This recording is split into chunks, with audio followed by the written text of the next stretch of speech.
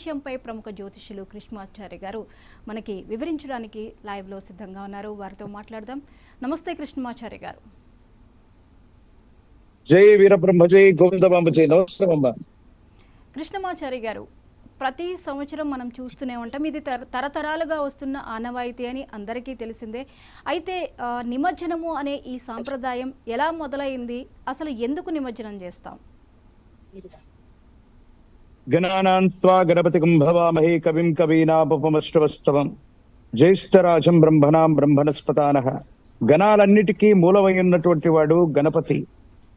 ఆ గణ నాయకుడి యొక్క మహోన్నతమైనటువంటి భాద్రపద మాస చవితి, శుక్లపక్ష చవితిని మనం వినాయక చవితి పర్వదినంగా మనం అనుకున్నాం.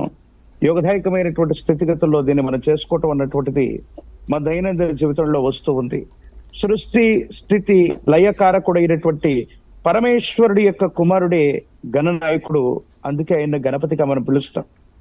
సనాతనమైనటువంటి ఆర్షధర్మంలో, భారతీయంలో వేదాన్ని అనుసరించి వచ్చినటువంటి ఈ మహోన్నతమైనటువంటి ఫలితాన్ని బట్టి మనం చెప్పొచ్చేటువంటి మహోన్నతమైనటువంటి అంశం ఏంటంటే, మనకున్నటువంటి అన్ని రకాలైనటువంటి పర్వదినాలు, పండుగలన్నింటిలో కూడా ఈ ఆర్ష ధర్మాన్ని, వేద ధర్మాన్ని అనుసరించి వచ్చినటువంటి పండుగల్లో ఈ ఋతు సంబంధమైనటువంటి భాద్రపద మాస చవితి, వినాయక చవితి పర్వదినం అన్నటువంటిది విశేషవంతమైంది. 10-11 రోజుల పాటు లేదా నవరాత్రి పర్వదినాలన్నింటినీ కూడా జరుపుకొని సృష్టి స్థితి లయ కారక స్వరూపంగా భగవంతుడి యొక్క ఆ గణనాయకుడి యొక్క పూజాది క్రతువుల్ని 3 రకాలైనటువంటి దశల్లో మనం చేస్తాం. మొట్టమొదట ఒండ్రు మట్టితోనో బంక మట్టితోనో ఆ గణనాయకుడి యొక్క రూపాన్ని తయారు చేసినటువంటి తర్వాత విశేషవంతమైనటువంటి ప్రాణ ప్రతిష్ఠాది క్రతువు చేసి 21 రకాలైనటువంటి ఔషధాల చేత స్వామి వారిని విశేషంగా పూజిస్తూ ప్రాణ ప్రతిష్ఠాది క్రతువుని చేసి తరింపు చేసుకుంటాం. అటు చివర నవరాత్రి పర్వదినాలన్నీ కూడా సంపూర్ణం గావించుకొని ఆ గణేశుని యొక్క నిమజ్జనాన్ని మనం చేసుకోవటం అన్నటువంటిది ఈ 3 దశల్లో జరుగుతుంది. ఇదే సృష్టి స్థితి లయ కారకత్వాలకు సంబంధించినటువంటిది. ఇది కాకుండా ఇంతకంటే భిన్నంగా ఈనాడు జరుగుతూ ఉన్నటువంటి పండుగల్ని, విశేషాలని మనం చూస్తున్నాం.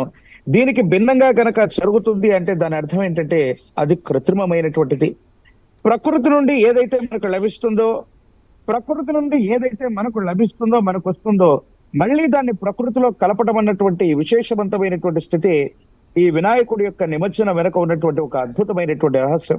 అందుకే పంచభూత తత్వాలతో కూడినటువంటి మృత్తిక, ఆ మృత్తికతో తయారైనటువంటి మహోన్నతమైనటువంటి గణేశుడి యొక్క రూపం, దానికి ప్రాణ ప్రతిష్ఠాది క్రతువు జరగటం, విశేషవంతంగా మనం పూజించటం, అనంతరం కూడా మళ్ళీ జలంలో నిమజ్జన చేయటం అన్నటువంటిది పంచభూత తత్వమైనటువంటి ఈ దేహం, సృష్టి స్థితి కారకత్వాలకు సంబంధించినటువంటి త్రిమూర్తి స్వరూపాలు, వీటన్నిటి యొక్క ప్రకృతిలో నిడీకృతమైనటువంటి అద్భుతమైనటువంటి రహస్యాల యొక్క చిహ్నమే ఈ భాద్రపద మాసంలో వచ్చే శుక్లపక్ష చతుర్థి చవితి, వినాయకుడి యొక్క చవితి.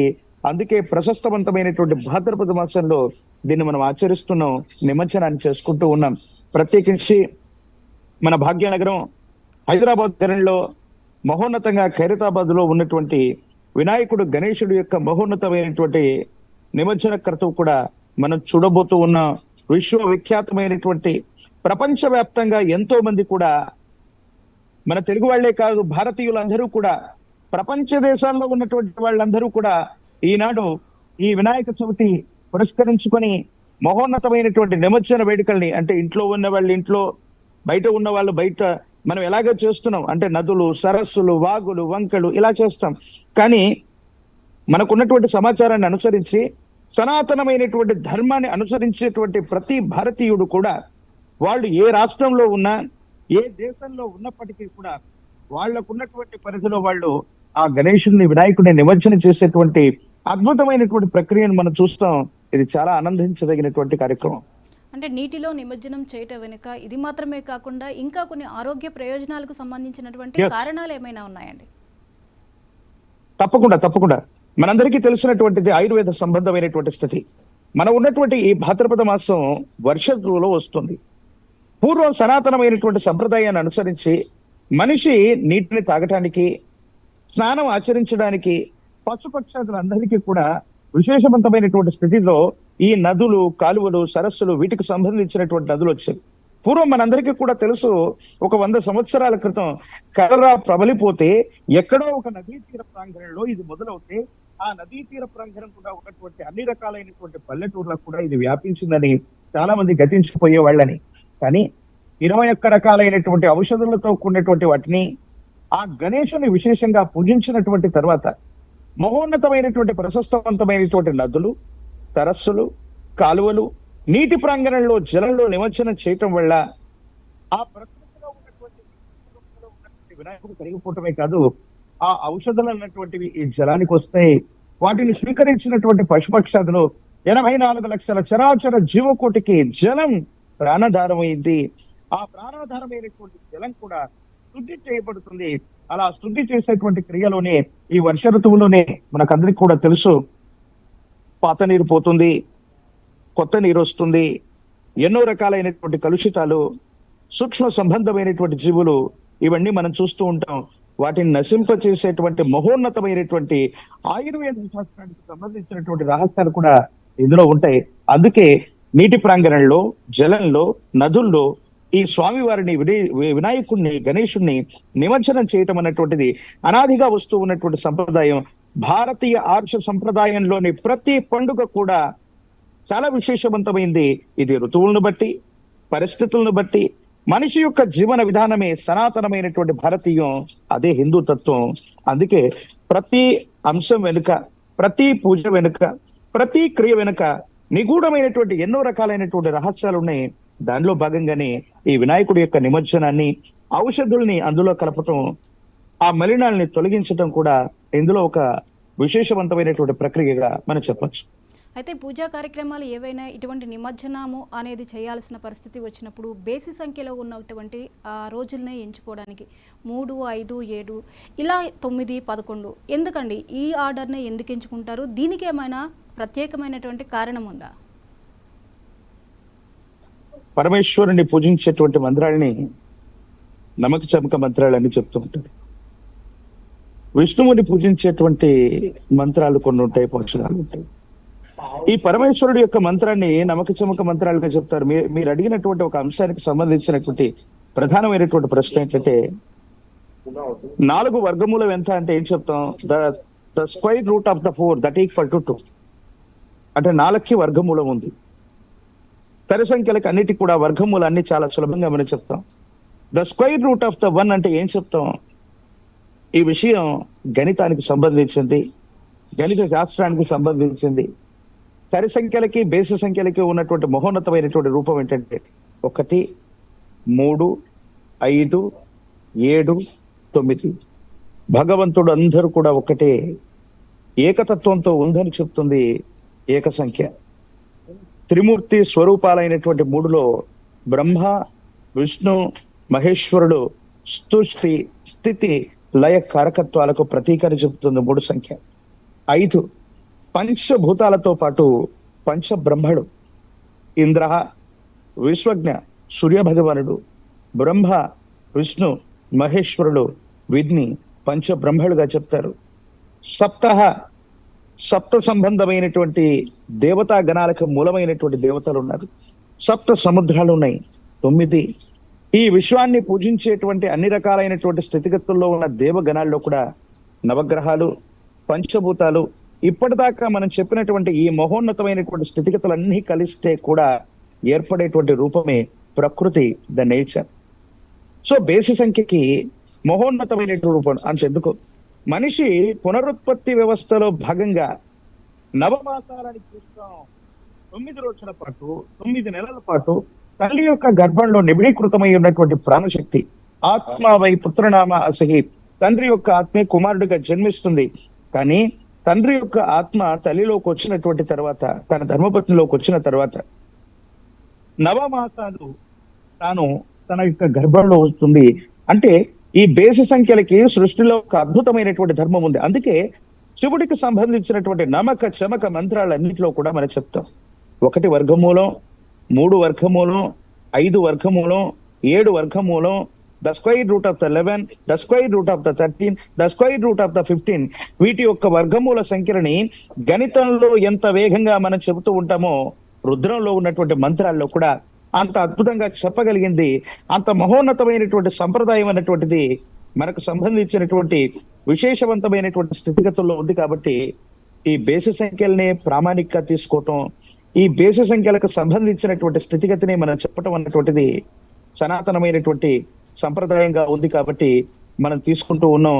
మహోన్నతంగా ఈ నవరాత్రి పర్వదినాలను కూడా మనం ఇలాగే జరుపుకుంటూ ఉన్నాం.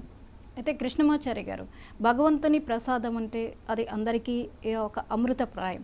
ఆ ప్రసాదాన్ని ఎప్పుడు స్వీకరిద్దామా అని ఎదురు చూస్తూ ఉంటారు.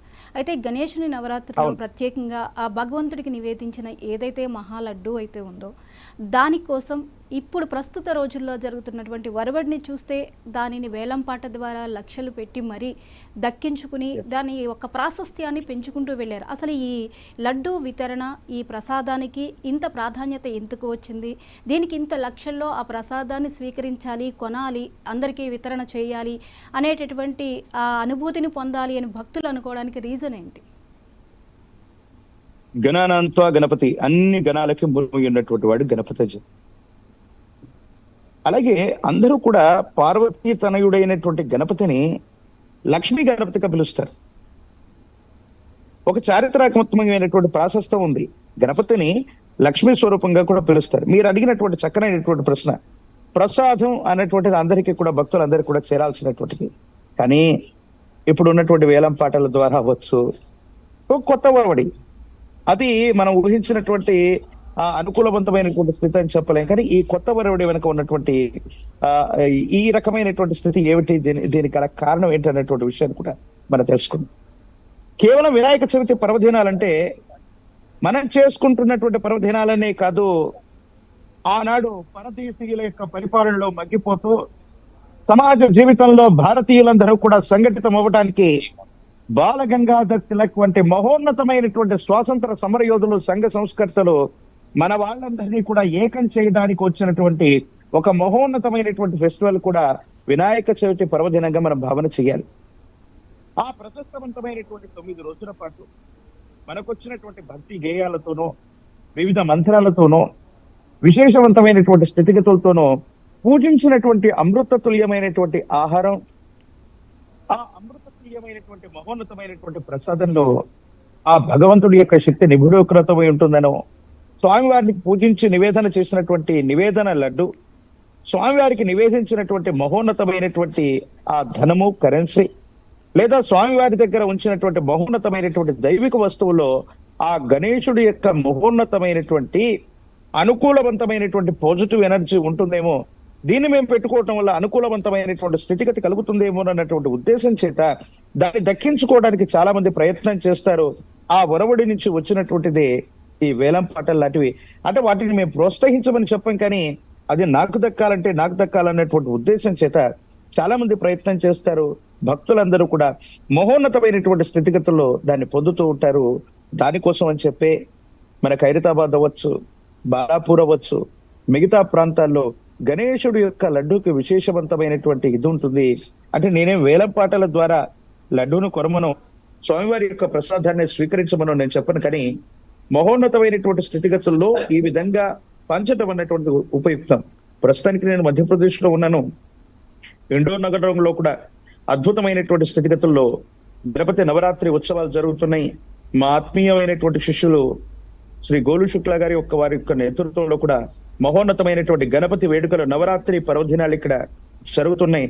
నేను ఇక్కడ చూసినటువంటి ఒరవడి ఏంటంటే, మీరు చెప్పినట్టుగా గణేశుడి యొక్క మహోన్నతమైనటువంటి స్థితిగతుల్లోని ఈ ప్రసాదం అన్నటువంటిది అందరికీ పంచబడాలన్నటువంటి ఉద్దేశంతో ఇక్కడ ఆ కల్చర్ లేదు. కానీ అందరికీ కూడా భగవంతుడికి నివేదన చేసినటువంటి నివేదనని మహోన్నతంగా పంచడం జరుగుతుంది. ఇది వస్తే చాలా అదృష్టకరమైనటువంటి భాగ్యం మనకు కలుగుతుంది. మన జీవితంలో ఉన్నటువంటి కష్టాలు సంకటహర అంటారు. ఎందుకంటే గణపతికి సంకటహర, సంకటాన్ని తీయగలిగినటువంటి మహోన్నతమైనటువంటి రూపం. అందుకే సంకటహరగా ఆ విశేషవంతమైనటువంటి గణపతిని చెబుతూ ఉంటారు. అందుకనే ప్రసాదాన్ని మనం అలా దక్కించుకోవటం శుభప్రదంగా మనం భావం చేస్తూ ఉంటాం. ఓకే అండి, ధన్యవాదాలండి కృష్ణమాచారి గారు.